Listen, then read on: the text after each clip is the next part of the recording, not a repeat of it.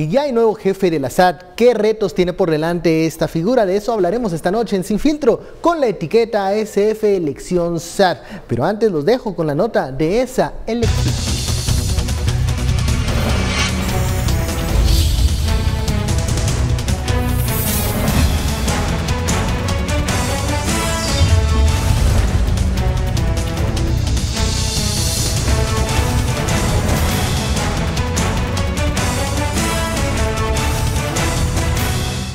Se trata de Abel Cruz, quien no solamente obtuvo la calificación más alta en la tabla de gradación, sino que también presentó uno de los planes que consideraron más completos para poder realizar el cargo. Y nos encontramos precisamente con el ministro de Finanzas para que sea él quien nos indique cuáles son esas particularidades que hicieron de él el candidato seleccionado.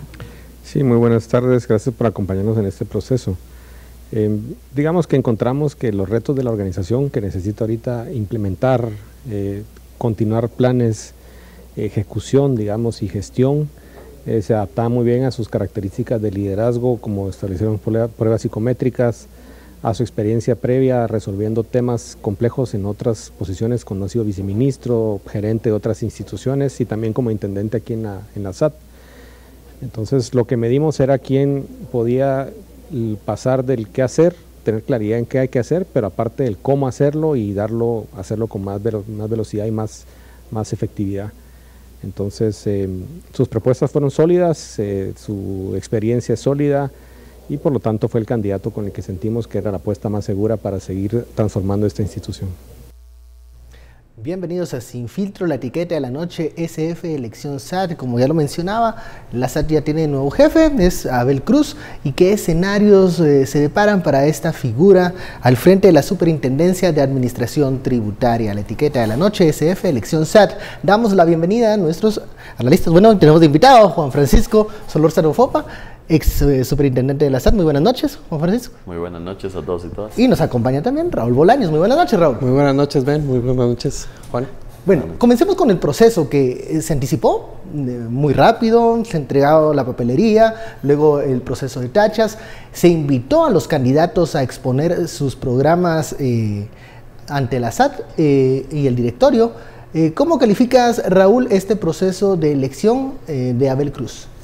Bueno, la primera cuestión es que uno se pregunta si esto es la crónica de un fiscal anunciado, es decir, la gran pregunta es que los movimientos que uno empieza a ver con tema de nombramiento de funcionarios parece que guarda una relación, porque si uno empieza a ver el nombramiento, digamos, del ministro de Gobernación, luego miramos ahora el de la SAT, que proviene también del Ministerio de Economía y que obviamente lo sustituye o entra un nuevo ministro, lo que vemos es que muy probablemente el nuevo fiscal del MP tenga mucha afinidad con el presidente y podemos pensar que Asisclo Valladares tenga una posibilidad muy alta de ser nombrado si vemos esta secuencia de tendencias en torno a una política que quizá tiene el Ejecutivo hacia el nombramiento de personal de confianza, ¿no?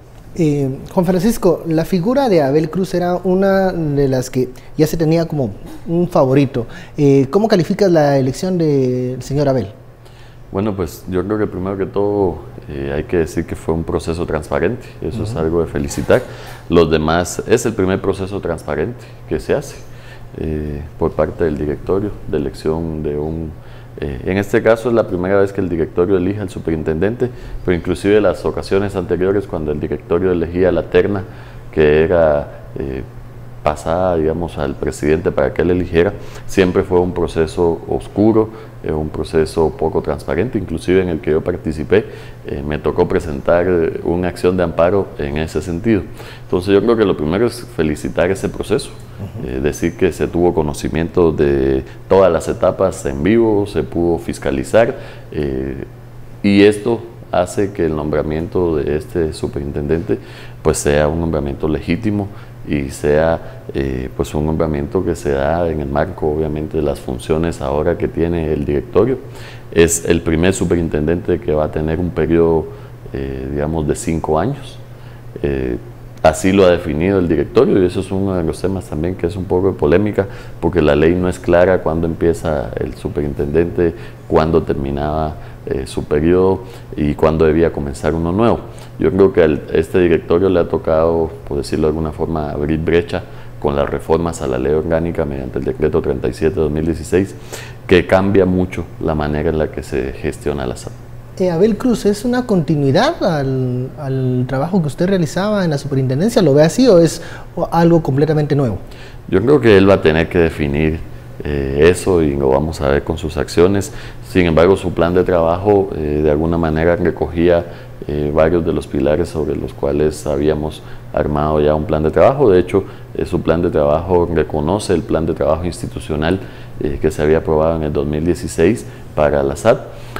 Parte de esa base de lo que ya se había comenzado a transformar, el ministro de Finanzas Públicas también lo menciona en la entrevista que recién le acaban de hacer, y este proceso de transformación es un proceso de transformación largo.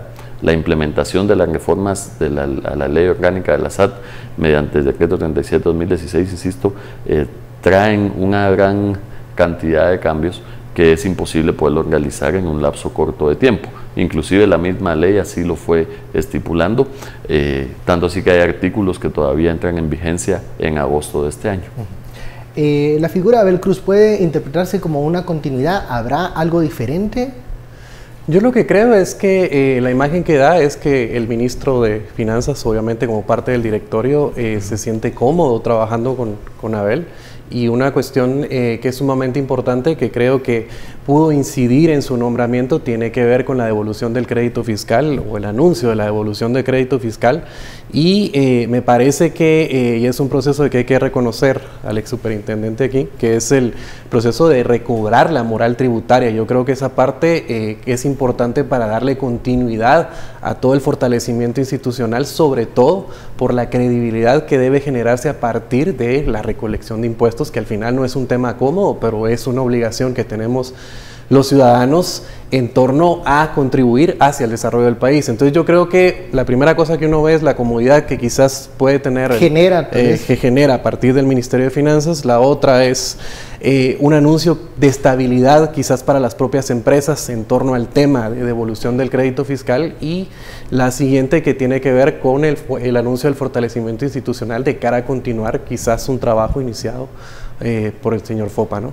El factor comodidad que menciona Raúl, ¿influyó en el hecho de que otros candidatos se vieran rezagados para ver si eran, digamos, personajes más cómodos al sector privado o que provocaban ciertos roces? ¿Abel neutraliza esos temores? Yo creo que siempre es bueno alguien, vamos a ver, no diría que conocido para el directorio, pero sí que sea conocido también por la SAT y que conozca la SAT. Sin duda alguna el directorio conoce de alguna forma ya la manera de trabajo que el licenciado Cruz ha tenido durante el desempeño como intendente de recaudación y gestión, que ahora es la intendencia de recaudación, y durante ese periodo su desempeño fue muy bueno. Sinceramente, en el tiempo en el que yo lo tuve, pues no tuve mayores quejas, trabajamos de la mano, logramos ejecutar la mayoría de proyectos que nos habíamos encomendado. Siempre habrán temas que quedan por ahí que se pudieron haber trabajado de una mejor manera, pero los proyectos inclusive de mayor transformación a lo interno de SAT han sido liderados por la Intendencia de Recaudación. A la Intendencia de Recaudación también se le dieron nuevas facultades para este año. El año pasado se modificó toda la estructura de esta intendencia, está en un proceso de reingeniería. Entonces, insisto mucho en que también todos esos procesos de reingeniería, que muchos fueron marcados por la misma ley, creo que él les puede dar una continuidad, y tener a alguien que conozca el origen de esos procesos, los haya liderado en muchas ocasiones, también yo creo que de alguna manera sí da cierta garantía al directorio de que se van a continuar esos procesos. Cuando se habla de la figura de la SAT siempre hay polémica alrededor de ello.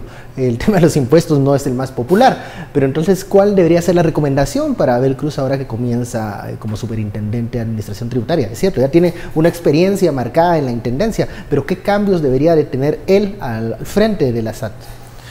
Yo creo que obviamente uno de los grandes debates, y tú lo sabes, es el tema de qué hacer con la economía informal, es decir, cómo recuperar, digamos, o ingresar a la formalidad, a una economía informal, que es un debate que se da, pero también que tiene mucho que ver, digamos, cómo esa tributación al final resulta siendo escalonada, es decir, que cada quien pague según sus ingresos, porque tampoco pues podemos castigar de la misma manera o, en este caso, pagar de la misma forma. Yo creo que es uno de esas partes fundamental. Dos, ya poniéndome del lado del contribuyente, creo que tiene mucho que ver los procedimientos. A veces es complicado entender, digamos, bajo qué régimen estás, cómo tienes que hacer todo el proceso, qué implica, cómo te registras, que yo creo que ese proceso, digamos, de identificar, digamos, cómo tienes que realizarlo, creo que es fundamental también para que uno como contribuyente se pueda seguir teniendo la obligación y no solo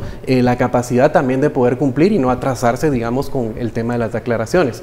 La tercera, yo creo que es importante también todo el tema relacionado con aduanas. Creo que el fortalecimiento de aduanas es sumamente importante de cara al tema de contrabando. Entonces yo creo que esos son retos importantes y que obviamente lo que esperamos como guatemaltecos y guatemaltecas es que se continúe con el fortalecimiento institucional de la SAT, porque obviamente lo acontecido en el 2015 fue para desmoralizar a cualquier contribuyente, ¿no? Bueno, vamos a la primera pausa de la noche. La etiqueta SF Elección SAT, seguiremos hablando de la elección de Abel Cruz como jefe de la SAT. Volvemos.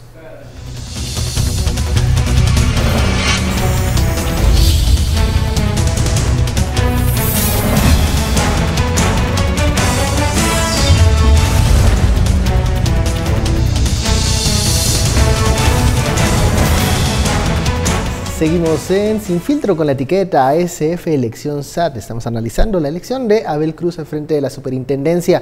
¿Qué tan comprometido va a estar este nuevo superintendente en la lucha contra la corrupción? ¿Cómo ves a Abel Cruz en ese liderazgo?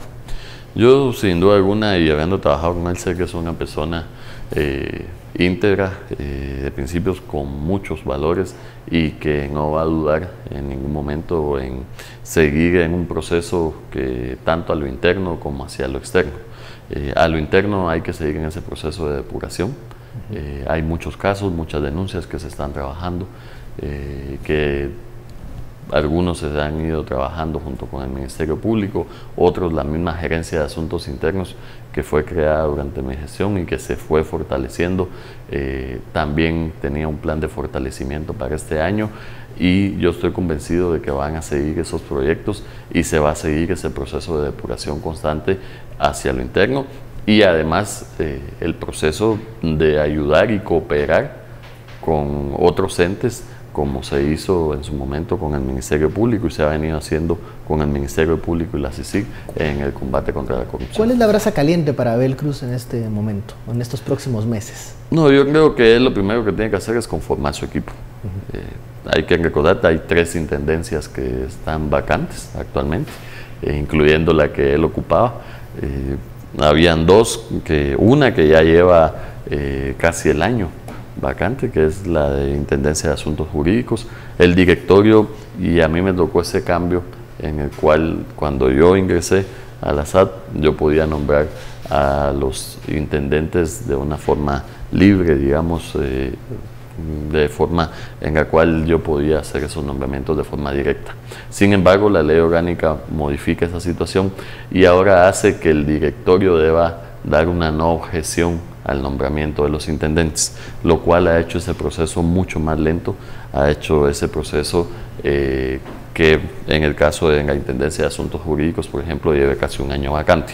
Yo creo que lo primero que va a tener que hacer es buscar 3 buenos candidatos para la Intendencia de Asuntos Jurídicos, la Intendencia de Atención al Contribuyente y la Intendencia que él ocupaba, que es la Intendencia de Recaudación. Y además deberá recomponer el equipo, obviamente, de trabajo, verificar quiénes están en distintos puestos. Hay algunos puestos vacantes, entiendo que son puestos importantes, la gerencia de medianos contribuyentes, por ejemplo. Hay que estar muy atentos de quiénes van a ser esas personas. Pues yo creo que eso es lo primero que él tiene que hacer, conformar a su equipo, porque es el equipo de trabajo el que al final saca la cara por uno y es el equipo de trabajo quien al final termina haciendo todo el trabajo de carpintería, valga la redundancia. ¿Cuál es la posición de SAT en esta ecuación de la batalla en contra de la corrupción y cuál es el papel que va a desempeñar Abel Cruz? Yo creo que es fundamental porque evidentemente la pita se rompió por el lado más blando, digámoslo así, con el tema de la línea. Todos sabemos que toda la estructura de la línea tenía un trazado fundamental con el tema de SAT y la recaudación de impuestos. Y lo que vimos particularmente incluso con la intervención de Todd Robinson en ese momento fue directamente hacia fortalecer la recaudación tributaria en ese momento, porque obviamente la moral estaba por los suelos. Evidentemente ningún país puede sobrevivir si no tiene los recursos necesarios, y en ese plan se vuelve fundamental en todo el tema de que es un brazo particularmente de apoyo al Ministerio Público en términos de darle continuidad a las investigaciones que se tienen para lograr justamente hacerlo. Incluso vemos un papel fundamental, y tú lo sabes, con el tema de financiamiento electoral ilícito también, que ya la ley electoral ya incluye, digamos, que la SAT pueda realizar ese tipo de investigaciones para establecer el origen de los fondos en determinados momentos que sea necesario. Si no vemos entonces cooperación de Abel Cruz, diremos entonces que ya la cosa va por otro lado. Se va, digamos, fiscalizar la forma de trabajo que él va a tener al frente de la SAT. Yo creo que, digamos, en el tiempo en el que él estuvo, insisto, demostró que estuvo colaborando con todas las autoridades que nos lo pidieron. En la Intendencia de Recaudación, por ejemplo, es la que maneja todo el registro tributario unificado, la que da y la que proporcionó en su momento toda la información a los distintos entes que la requerían, y se hizo esto con un completo hermetismo, sin comprometer ninguna de las investigaciones, y definitivamente la SAT maneja y tiene mucha información a su cargo que es útil para los entes de investigación y para presentarlo a los tribunales de justicia. En todos los casos de financiamiento electoral ilícito han habido auditorías de la SAT. En los casos de devolución de crédito fiscal obviamente está involucrado la SAT. En los casos también de la línea que ya mencionaba, sin duda alguna. ¿Qué le podemos decir a aquellos sectores que pueden pensar que este nuevo superintendente va a ser, digamos, menos rígido en cuanto al tema de la recolección de tributos, de las auditorías? ¿Ves que va a seguir una misma línea de trabajo como la anterior, o va a haber diferencias? Yo creo que a él le va a tocar, de alguna forma va a tener y puede cosechar ciertos frutos de reformas que se han venido trabajando institucionalmente. Por ejemplo, la transformación de la gerencia de grandes contribuyentes y medianos contribuyentes es algo que se vino trabajando desde el año pasado, que este año ojalá se le dé continuidad, y que de eso además va a depender mucho la forma en la que se está cambiando la dinámica de hacer auditorías y la dinámica en la que SAT puede en el futuro pues llegar a controlar de mejor manera a los grandes contribuyentes, a los medianos e inclusive a aquellos pequeños que hacen negocios con los grandes, que son su gran mayoría. Siempre hay polémicas cuando se anuncian estas grandes exoneraciones de multas, impuestos, en el momento en que, como menciona Raúl, pues la moral tributaria tampoco está en los números más altos. ¿Es esta una línea que debe seguir SAT hacia el futuro?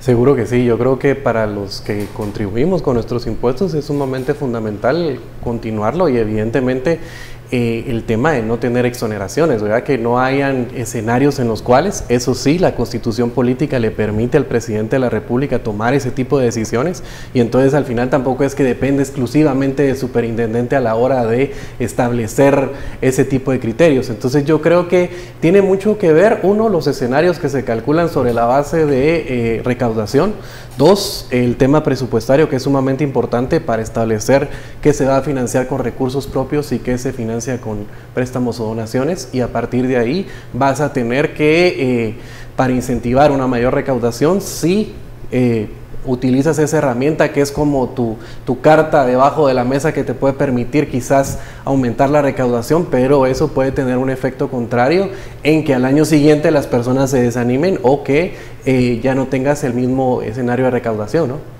Ese escenario que menciona Raúl es un dilema, pero al momento en que se hacen estos anuncios, estratégicamente se tienen que también pensar en las consecuencias que se puede tener en el contribuyente a meses después. ¿Se recomienda esto cada poco o es una decisión que hay que tomarla con mucho criterio técnico?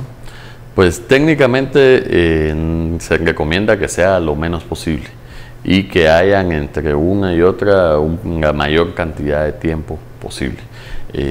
Técnicamente hacerla cada año, y además ya tenemos la experiencia de 2012, 2013, no funciona.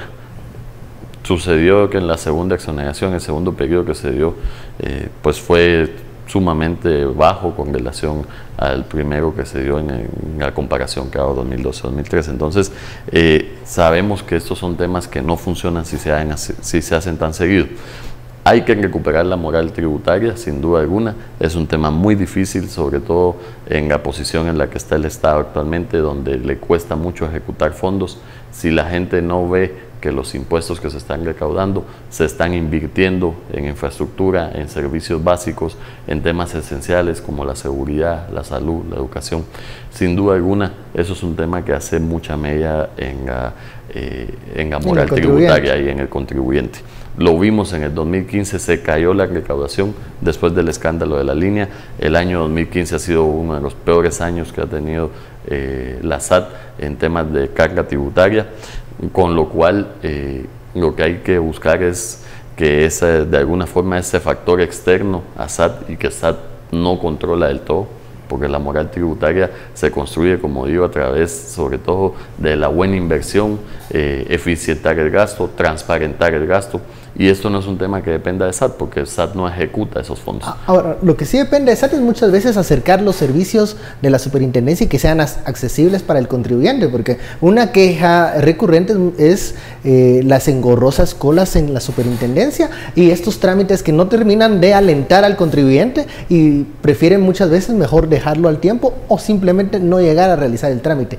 ¿Cómo es SAT? ¿Es SAT hoy más amigable que hace unos 2 o 3 años, o sigue siendo ese aparato burocrático que no permite que el contribuyente llegue fácilmente a pagar sus impuestos? La verdad es que yo como contribuyente te puedo decir que ya por lo menos hay ciertos trámites que no tengo que ir a hacer a las agencias. Finalmente. Entonces, por lo tanto, para mí ha sido positivo el avance. Yo creo que hay que automatizar muchas cosas, pero sin embargo tú ya puedes consultar tus obligaciones a partir de una cuestión informática. Yo creo que se han dado pasos importantes, pero justamente como lo mencionaba, creo que es un tema complejo, porque al final del día, digamos, el tema tributario todavía sigue siendo una discusión que no debería de ser, pero esto también guarda mucha relación con el tema de transparencia en el uso de los gastos, la calidad del gasto, y obviamente si alguien no ve que sus impuestos están dirigiéndose hacia el desarrollo de las personas, pues es difícil también incentivar justamente eso. Entonces yo creo que esa parte todavía estamos en deuda como país recuperar esa moral fiscal, ¿no? Esa moral fiscal y el debate tributario, ¿por qué tan difícil? ¿Y qué escenario se le puede preparar al señor Abel Cruz en ese debate que es difícil, que es engorroso y que muchas veces los sectores quieren evitar? Yo creo que él ha estado estando al frente de la Intendencia de Recaudación. Insisto que esa Intendencia tiene un rol muy importante dentro de SAT, porque inclusive a él le ha tocado liderar varios procesos de transformación, que estoy seguro que él los va a continuar porque él los comenzó y él los ha liderado, como es el tema del cambio del RTU, y es sobre todo un tema que viene mucho a la facilitación y lo que comentaban hace un momento del uso de herramientas tecnológicas, que es la factura electrónica en línea, digamos, con validación en tiempo real. Esto es un tema que el intendente Cruz lo ha impulsado, es un tema que conoce muy bien, es un tema que yo creo que hay que impulsar por el bien del país, y que además tiene una incidencia directa en lo que es devolución de crédito fiscal. Para mí esa es la solución de fondo para, en cuestión de 2 o 3 años, eliminar el problema que ha habido de crédito fiscal, poder pasar a hacer fiscalizaciones electrónicas, poder tener un mejor sistema de análisis de riesgo que le permita a la SAT en su momento hacer verificaciones más selectivas y con mayor asertividad. Entonces, creo que hay que seguirle apostando a la tecnología, y creo que el panorama para él es positivo porque conoce esos proyectos. Él ha liderado muchos de esos proyectos, como son los temas de distintivos electrónicos, por ejemplo, que este año se va a seguir, y entiendo que está anunciado que sigue en su proyecto de ya hacer absolutamente todos los distintivos de vehículos de forma electrónica. Son temas de facilitación, son temas que él, insisto, conoce muy bien y que yo esperaría, y yo creo que es parte de lo que el directorio ha tomado en cuenta para darle a él la responsabilidad de liderar estos cambios. Retomando una idea del inicio, hablaban sobre el plazo de la gestión del superintendente con estas modificaciones a la norma. ¿Veremos este cumplimiento de ese periodo o cada año vamos a ver el tema de la meta? ¿Llegó, no llegó? ¿Lo vamos a cambiar? ¿Qué va a suceder con ese tema? Porque pareciera que hay un espacio medio gris que no entendemos si a finales de año, principios de 2019, vamos a ver un proceso similar al que usted vivió. Pues yo creo que la meta y su conformación depende de varios factores. Uno es un factor económico, que es un factor externo, es un factor ajeno a la SAT. Entonces, y yo lo he planteado, para mí, desde esa perspectiva es inconstitucional que a cualquier funcionario se le mida su trabajo en base a factores que no dependen del actuar de ese funcionario.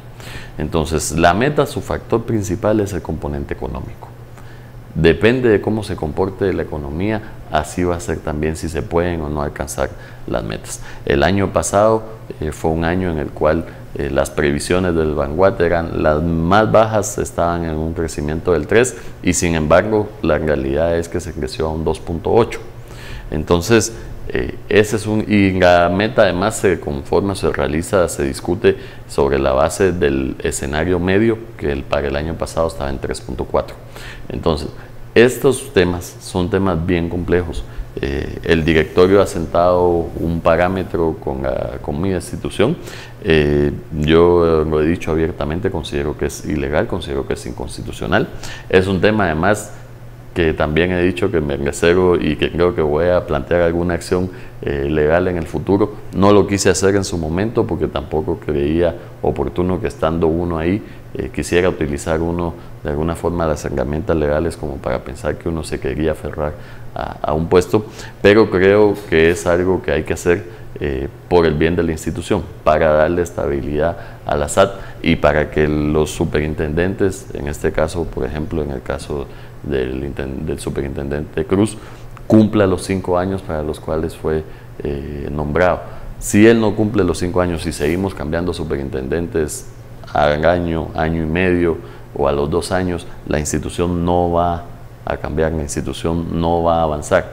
No hay una institución que con un liderazgo de año y medio, 2 años, camine.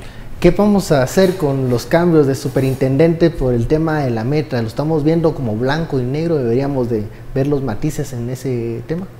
Yo creo que la complejidad obviamente es trazar un escenario político alrededor, digamos, de la conveniencia o no en torno a la confianza que se pueda generar. Evidentemente es un puesto de confianza, obviamente, pero que también es un puesto técnico. Yo creo que los cambios que se realizaron tanto en la ley de la SAT como lo que se hizo con el MP, pues intentan justamente garantizar esa autonomía y que los criterios políticos no se sobrepongan sobre los criterios técnicos. Pero también hay que ser realistas en esto, no pasa continuamente, la institucionalidad no es el factor más importante a la hora de fortalecer y tratar de ver qué es lo más importante para el país, y el problema es que no tengamos políticas de Estado claras, es decir, digamos que tenemos que identificar cuáles son los lineamientos que se deben de seguir, en este caso en el tema de recaudación, y ver más allá de los plazos, es decir, trazar por lo menos 10 años cuánto pretendemos crecer en términos de recaudación y a partir de ahí justamente elaborar nuestros presupuestos, porque el problema es que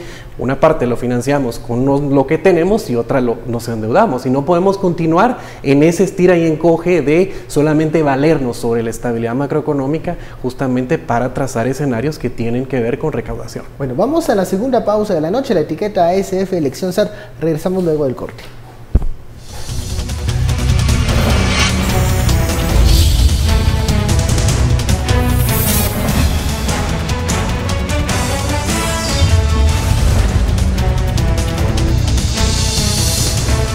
Regresamos a Sin Filtro, la etiqueta SF Elección SAT. Antes de continuar con el segundo tema de la noche, hacemos un enlace con nuestro director Haroldo Sánchez y conocer los temas relevantes de Sin Reservas. Adelante, Haroldo. Buenas noches, Ben Caichín. Hoy en Historias desde el Sillón, la firma de la paz se quedó en promesas de que Guatemala iba a tener un nuevo horizonte y que la sociedad iba a dar un salto hacia adelante. También conoceremos a un chapín que desde niño es consciente de las necesidades y el potencial de su comunidad y que afirma que el único gran problema que hay es resolver el de la basura. Y al cierre, este personaje realizó la escultura de José Ernesto Monzón, autor de la canción Soy de Zacapa, y diseñó el escudo y la bandera de Hualán-Zacapa. En breve estaremos con ustedes para conocer estas historias. Los esperamos. Bueno, ahí tienen los temas relevantes de Sin Reservas. Al concluir Sin Filtro, el segundo tema de la noche es, bueno, la tradicional huelga de todos los dolores se realizó estos días y, bueno, recorrió las calles del centro histórico. Sin embargo, esta tradición se vio empañada por algunos hechos de violencia y esta es la nota. Estudiantes de distintas unidades académicas de la Universidad de San Carlos denunciaron que los incidentes empezaron en horas de la madrugada de este viernes.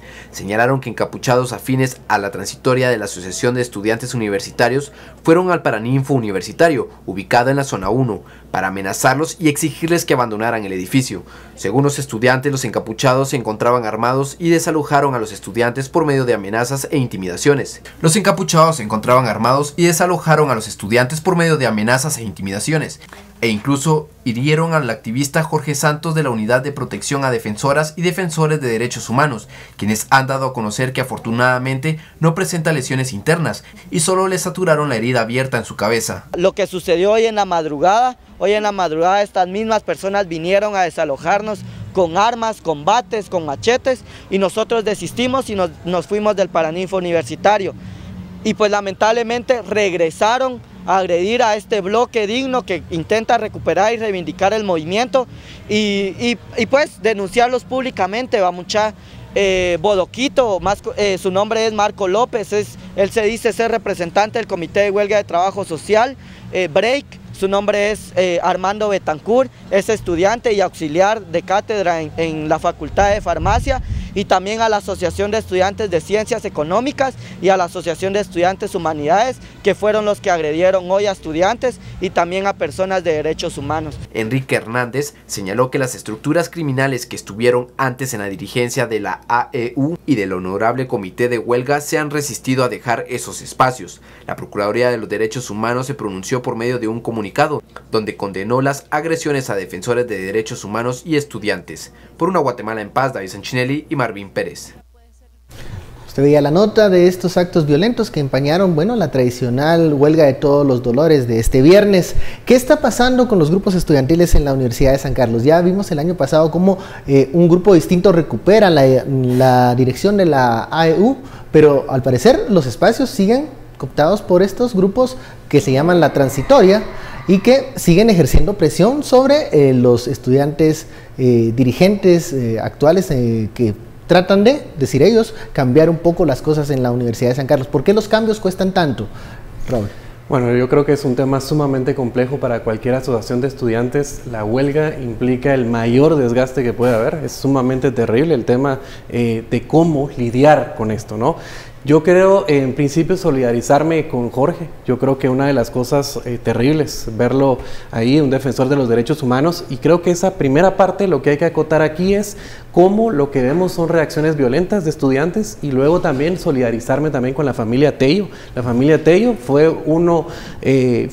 herido en la festividad de derecho por armas. Entonces lo que te viene a decir a ti es cómo hay armas dentro de la Universidad de San Carlos. Eso no puede pasar. Entonces aquí lo que estamos viendo es el deterioro, digamos, de un movimiento estudiantil que no quiere cambiar, que no quiere eliminar las prácticas del pasado, y obviamente atacando a esta nueva transitoria. En el caso de Lenina, yo creo que Lenina lo primero que debió haber hecho es dejarle al Honorable Comité de Huelga de todos los dolores todo el tema relativo a la huelga y AEU, desenmarcarse de ello para evitar justamente lo que le está sucediendo, porque esto lo que le quieren adjudicar es que el desgaste va hacia ella. Si uno recopila lo que fue el tema de la procesión de la Santa Vulva, lo que sucede hoy es justamente tratar de identificarla o asociar a la AEU con todos estos problemas y que la opinión pública se les venga encima. Yo creo que fue muy desgastante. Estos hechos de violencia no deben ocurrir y sobre todo hay que señalarlos y denunciarlos,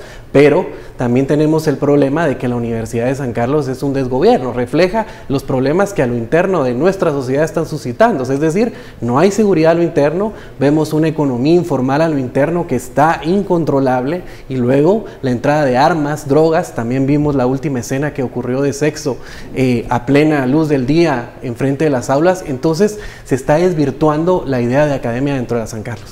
Difícil digamos, el objetivo de esta nueva AEU con Lenina García, si vemos todo ese escenario que plantea incluso Raúl. Hay que saber pelear batallas. ¿Debieron ellos evitar tratar de ingresar el tema de la huelga de Dolores, o es un espacio que también se debe recuperar? Yo creo que todos los cambios son difíciles, y más cuando estamos hablando de una AEU que estuvo tomada por más de 20 años aproximadamente.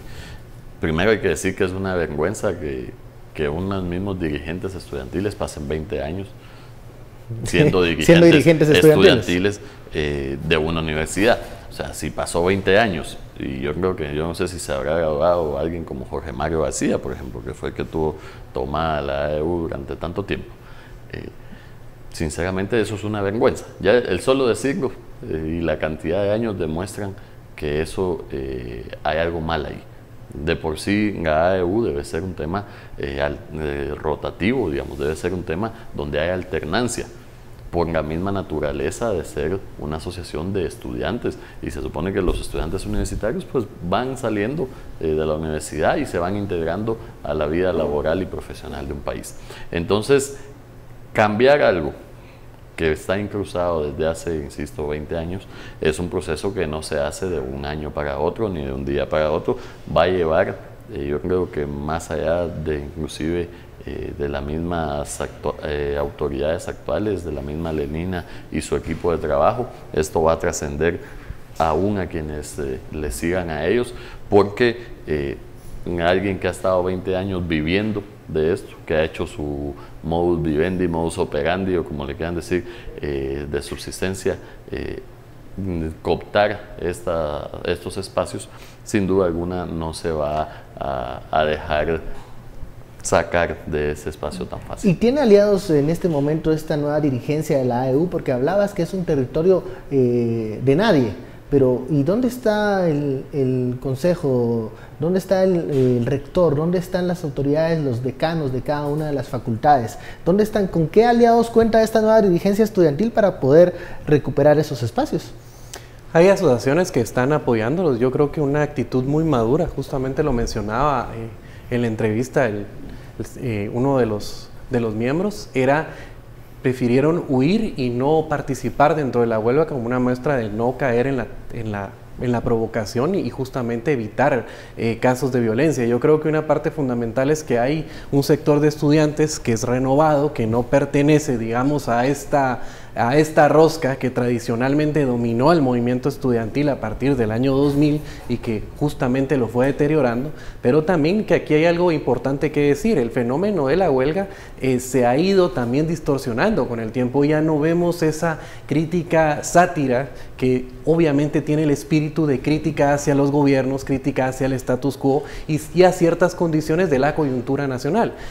Un problema recurrente ha sido el tema de la capucha, es decir, la capucha ya no debería de tener una razón de existir. De hecho, desde la firma de los acuerdos de paz se plantea quitar la capucha, pero sin embargo sigue siendo un símbolo de total impunidad. Entonces el problema es que la opinión pública empieza a generalizar sobre los malos estudiantes, que terminan siendo todos, pero que no es así. Yo creo que hay estudiantes que tienen una responsabilidad, que están asumiéndola justamente como una universidad que es financiada por el Estado en su mayoría y que pretenden transparentar eso. Entonces aquí también yo creo que es importante señalar que la propia universidad, por los mismos mecanismos de autonomía, hay que recordar que el Consejo Superior Universitario también está en la Constitución, lo que vemos es que no tiene instrumentos de rendición de cuentas. Entonces tú no sabes al final qué está pasando con ese bolsón de fondos que está recibiendo la universidad. A eso hay que sumar que cada asociación de estudiantes recibe 5 quetzales por cada estudiante inscrito de la unidad académica.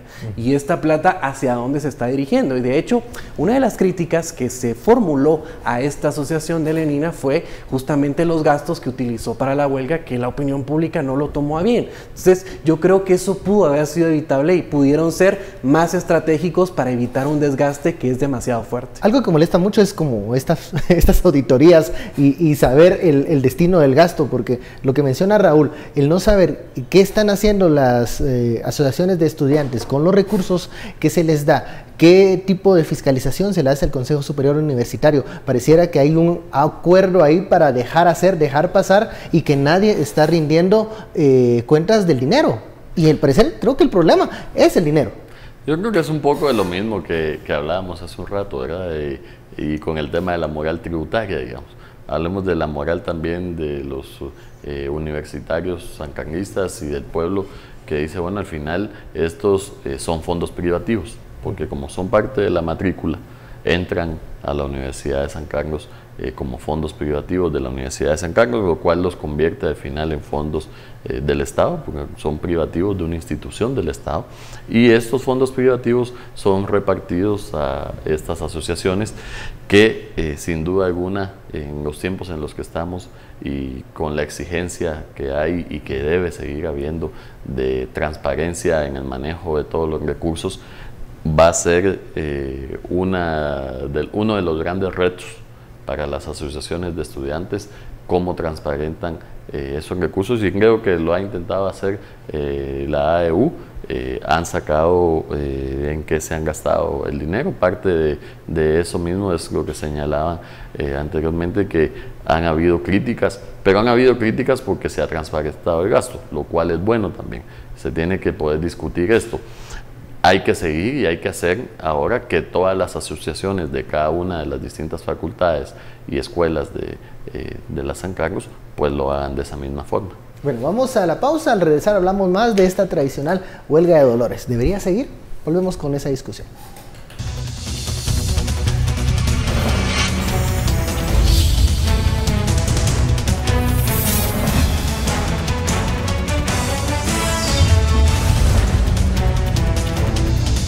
Regresamos a Sin Filtro con la etiqueta SF Elección SAT. Estamos recibiendo también mensajes sobre el segundo tema de la noche, la huelga de todos los dolores. Una tradición que debería seguir, ¿hay que cambiarla o suspenderla?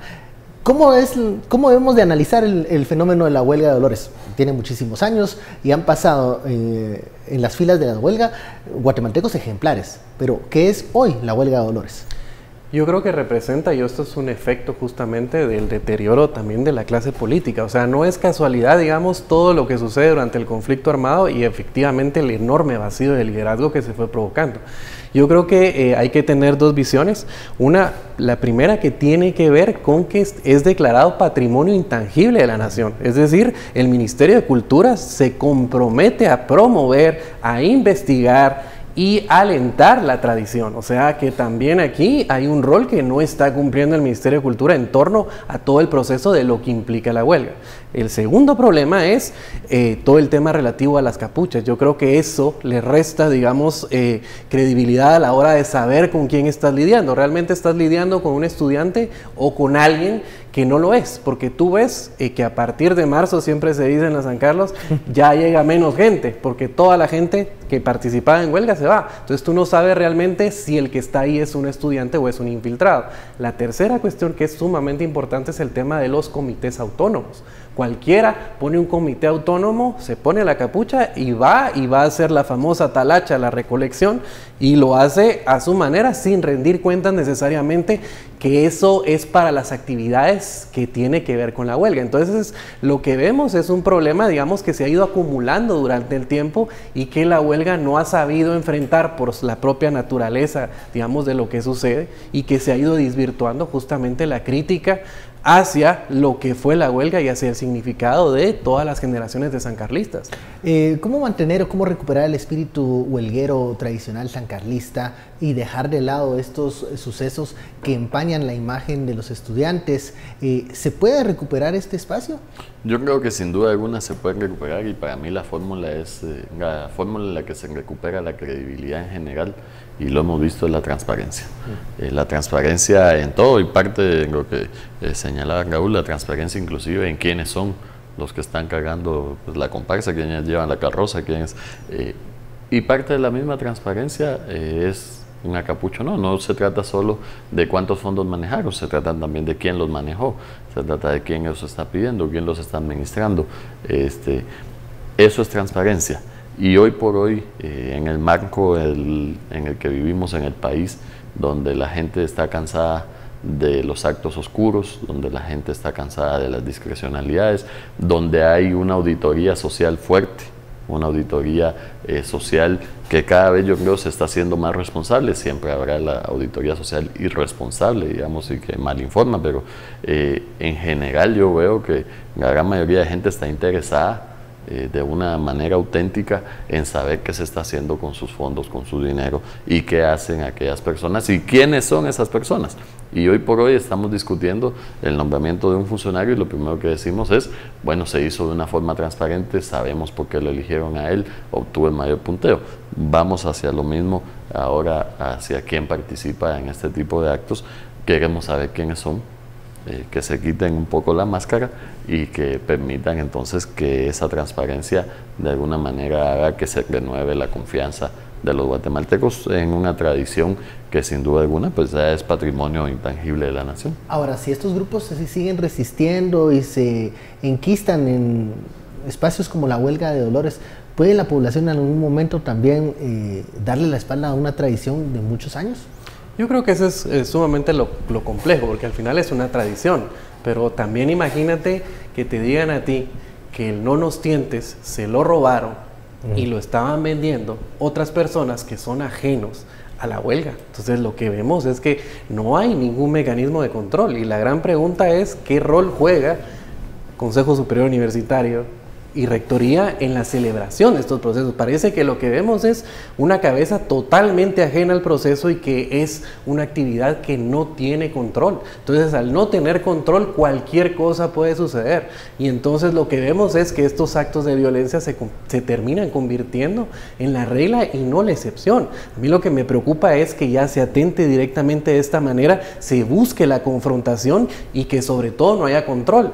Y fíjate algo importante, y lo tuvimos con tu programa con el tema de la procesión de la Santa Ulva, se criticó de por qué el procurador estaba ahí. ¿Qué hubiera pasado si el procurador hubiera estado hoy otra vez aquí y lo que hubiera hecho es justamente todo el proceso de recopilación de lo que está sucediendo? Pero, ¿qué es lo que hubiera sucedido? Se le hubieran venido encima porque le hubieran dicho, ahora usted está apoyando a los sancarlistas, cuando en realidad lo que vemos es que esa supervisión de los derechos humanos se vuelve vital en estos procesos justamente para que no exista esa delincuencia. A ver, y detrás de una capucha vemos gente con palos, vemos gente que está amenazando con golpes. ¿Quién debería entrar ahí a poner orden? Y es que lo complejo es cómo entra la PNC. La PNC no entra a la Universidad de San Carlos. Y otra vez volvemos a lo mismo. Esa autonomía resulta convirtiéndose en un aliado de la impunidad. Bueno, pero hay un porqué, digamos, no entra la PNC a la Universidad de San Carlos, pero esto ha servido para es decir, blindar a ciertos se sabía personajes. Justamente que en toda la época de autoritarismo que vivió el país y de represión, esto servía para proteger a los estudiantes que obviamente estaban implicados, que estaban en toda la lucha estudiantil, en todo el liderazgo en torno a la defensa de los derechos humanos, pero que posteriormente no ha logrado esa modernización, digamos, también de acoplarse un movimiento estudiantil y una Universidad de San Carlos a esos tiempos de paz y también cambiar las lógicas de manifestación. Yo creo, y vuelvo a repetir, que las acciones que hace esta EU son encomiables y son sumamente buenas, y evidentemente es un proceso que va a llevar tiempo y que necesita continuidad, y ojalá que no le suceda nada y que su integridad siga conservándose en eso, y creo que ahí es sumamente importante el papel de las autoridades, ¿no? Las autoridades, para entrar a investigar quiénes son estos responsables de hechos violentos, creo que tiene toda la autoridad para hacerlo, y también para enviar el mensaje que no se puede seguir amenazando a los estudiantes, a los dirigentes estudiantiles, resguardándose tras una capucha. Pues yo creo que autonomía no puede significar ni significa impunidad, ¿verdad? Eso definitivamente son dos términos completamente distintos, y en la medida en la que también se ha ido de alguna forma fortaleciendo la democracia en el país, en la medida en la que las instituciones como la PNC y el Ministerio Público van ganando de credibilidad, yo creo que también es importante que ya las autoridades de la Universidad de San Carlos colaboren, no solamente y que las mismas instituciones como la PNC y el Ministerio Público colaboren con la Universidad de San Carlos en esclarecer todo este tipo de hechos y sin duda alguna llevar ante la justicia a los que sean responsables. Insisto mucho, autonomía no puede significar impunidad, y si hay impunidad en estos actos van a seguir existiendo, porque eso es un círculo, sin duda alguna es un círculo vicioso, ese círculo vicioso de la impunidad. Cuanto más impunidad hay, más violencia tenemos, y cuanta más violencia tenemos, obviamente llegamos a un punto en el que se hace incontrolable para las autoridades, y entonces ya llegamos a una convulsión social a la cual no queremos llegar. Ya en los próximos meses viene la elección de rector de la Universidad de San Carlos. Debería de plantearse el tema de qué pasa con la huelga de Dolores como uno de los puntos también a discutir para los candidatos. Fíjate que es importante decir que la huelga es una actividad de estudiantes. Eso definitivamente siempre ha sucedido así, y obviamente el movimiento tiene esa autonomía frente a rectoría. El punto fundamental es qué es lo que pasa en las festividades como la declaratoria de huelga, en el cual lo que tú ves es que eso es cualquier otra cosa menos una declaratoria de huelga, y lo que se convierte en un mercado que termina existiendo armas de fuego. Entonces la pregunta es ¿qué hace o cómo rectoría puede resguardar la autoridad? No puede ser que la universidad se haya convertido en una venta de drogas, se convierta en un motel clandestino, y aparte de eso lo que tengas es una entrada libre de armas, porque entonces ¿con qué seguridad puede uno de padre mandar a sus hijos a estudiar sin que tema por su propia integridad, ¿no? Hay que mencionar este punto para los candidatos a la rectoría, que están muy ahí activos en las diferentes facultades, dando a conocer sus planes de trabajo. Pues yo creo que cada uno, digamos, hay distintos componentes y distintos votantes, distintos colegios, por decirlo así, de votantes dentro de la elección del rector. Los estudiantes juegan un rol muy importante, son uno de quienes también participan dentro de ese sistema de elección, y los estudiantes deben también evaluar cuál es el mejor candidato acorde a la transformación que ellos mismos ya votaron al momento de instaurar a nuevas autoridades en la Asociación de Estudiantes Universitarios. Yo creo que si quieren seguir esa transformación que ya se inició, pues sin duda alguna deben empezar a exigir este tipo de temas y ponerlos dentro del debate electoral, por llamarlo de alguna manera, que se está dando en la universidad. Y estamos seguros que los estudiantes responsables son los más en la Universidad de San Carlos, y que esos temas deben de discutirse. Muchísimas gracias, Raúl, Juan Francisco. Gracias. A usted también, feliz noche. Gracias por su preferencia. Nos vemos el lunes.